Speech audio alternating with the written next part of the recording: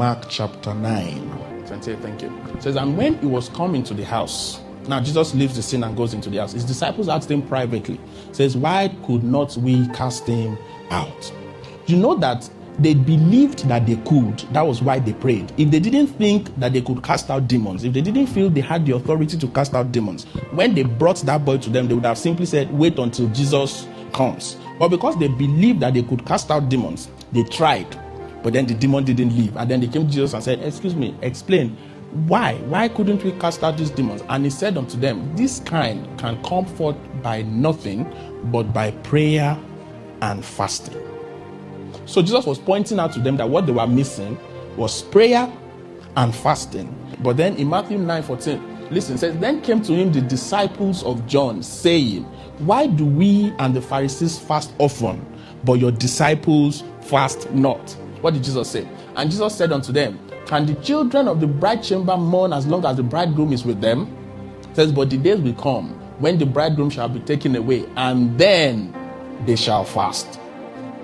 Jesus was defending these disciples against people that were accusing them of not fasting. So John taught his own disciples to fast. John taught his own disciples to pray. But the John that taught them to fast and pray himself, he almost died in unbelief. That means it's not by fasting alone. That means it's not by praying alone. That means you can be fasting and be praying 40 days here, 21 days here, and it will mean nothing because you do not believe and because you do not understand. They say you are not fasting. Jesus is saying they don't need to fast, I'm here. Say you are not praying. Jesus will say, hey, bye, I'm going to pray. Everything is fine. Why would Jesus do that?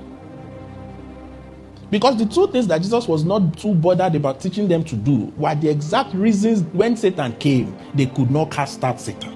So was Jesus being wicked? Or was Jesus being mean? So what was the problem?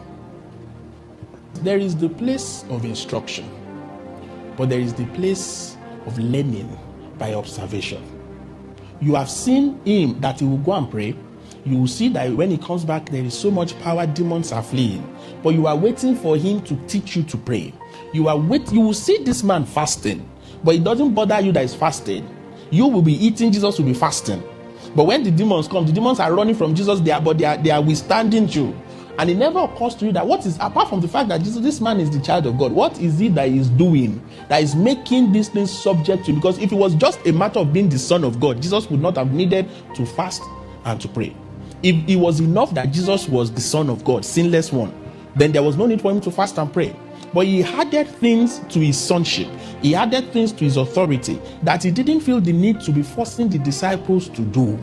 If the only way we learn is by instructions, then we are not the wisest of learners. Because there are many, many things that we would not be told, but that because you have seen that the pattern works, you take up the pattern and work it in your life also.